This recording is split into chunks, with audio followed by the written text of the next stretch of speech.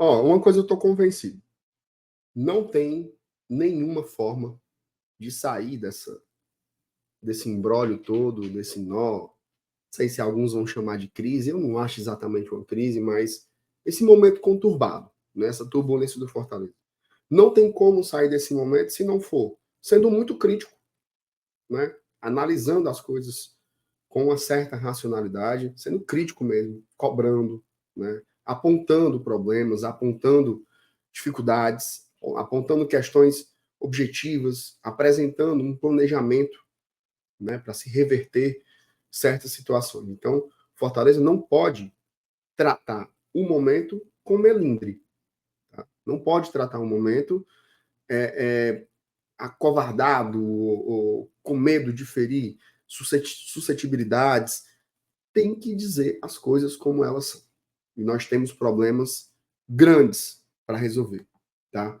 Problemas grandes para resolver, e eu vou tentar falar sobre isso nesse vídeo aqui, tendo como foco, inclusive, o trabalho do Vojvoda, tá? Mudei aqui o negócio, eu tava falando era no negócio do Bora Leão, misericórdia. Solta logo a vinheta aqui e começa o vídeo.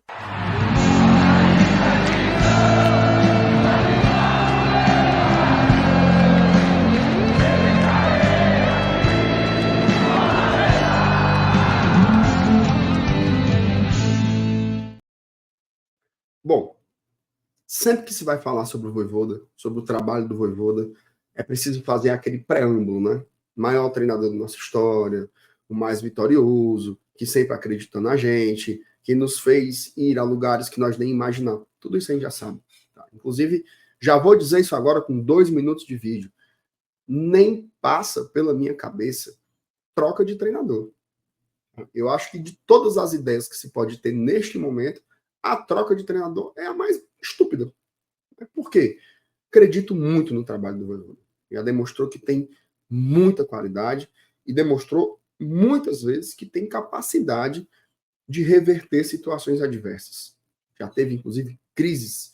2022, por exemplo, todo mundo dava o Fortaleza como um time já rebaixado, conseguiu colocar a gente no Libertadores de novo. Né? Então, ele tem totais condições, mas ele vai ter que observar melhor esse trabalho. O que é um fato? Fortaleza jogou a final da Copa Sul-Americana final de outubro. Tá? Aí vem novembro, janeiro, fevereiro, março, abril, maio, junho. Já são 7 meses. Certo? Nesses 7 meses, sem exagero nenhum, eu acho que o Fortaleza consegue contar nas mãos os grandes jogos que nós fizemos. Jogos bons, consistentes, sólidos, equilibrados. Talvez caiba até numa mão só.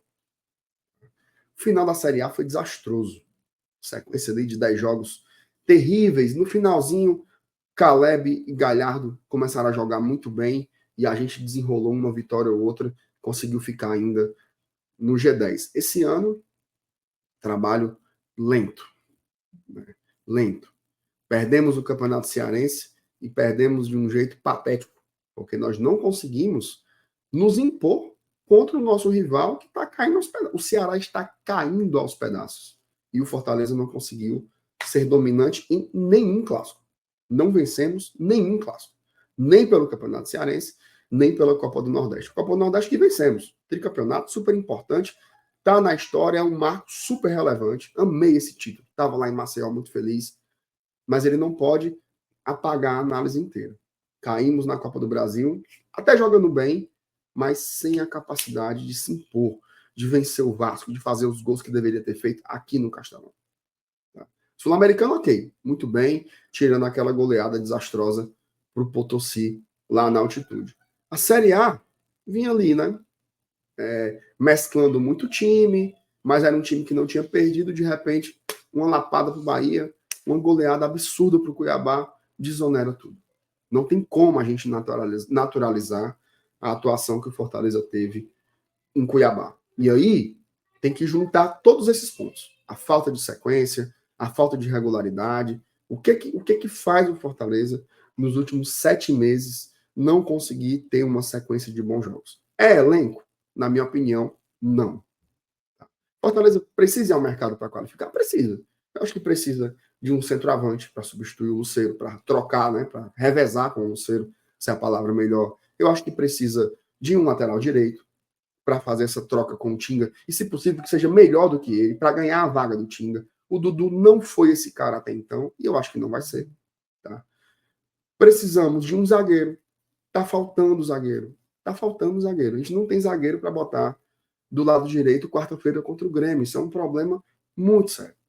Tá? Se o Santos sair, vai precisar de um novo goleiro. Essas coisas que são pontuais, né? Caleb vai voltar? Não vai? Vai ter que ter mais um meia? Tem setores para reforçar. Mas o nosso problema não é elenco. Eu falo com toda tranquilidade para você. Nunca vi um elenco com tamanha qualidade e com tamanha fartura de opções como o Fortaleza tem hoje. Nunca tivemos um elenco tão bom e tão qualificado como esse que temos hoje.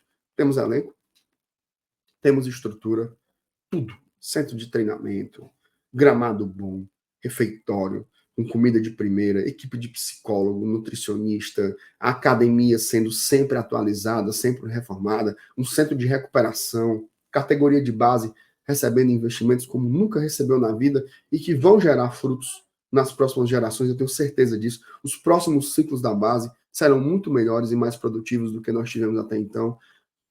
Premiações, salários sendo pagos antecipadamente, não é nem em dias, não, é antecipadamente. Tá? Logística, voo fretado, né? Você vai para Cuiabá, você vai no voo fretado, porque se você for de voo comercial, você vai pagar não sei quantas escalas, não sei o quê.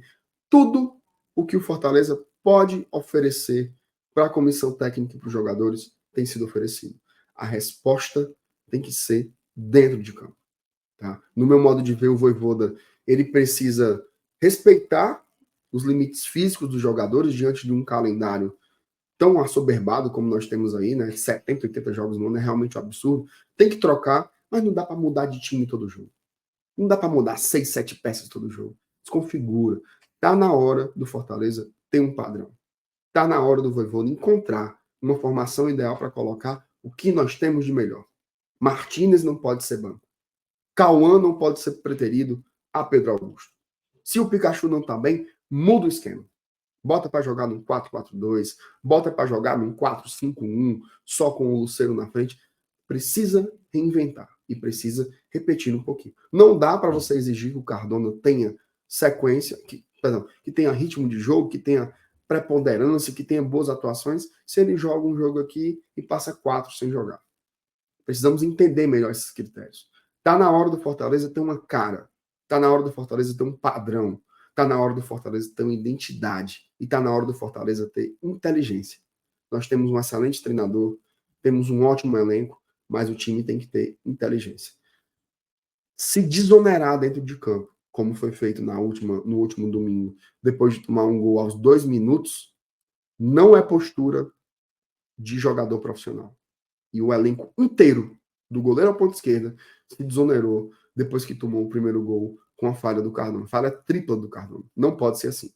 Fortaleza é um time de profissionais e eles têm que ter mentalidade forte, tem que ser competitivos. A postura de um time, quando toma um gol daquele, tem que ser reagir e não entregar a partida a um vexame como foi feito lá em Cuiabá. Isso não pode se repetir. Como é que responde a isso? É com coletiva, com pronunciamento? Não. É dentro de campo, quarta-feira ganhar do Grêmio, não tem outro passo.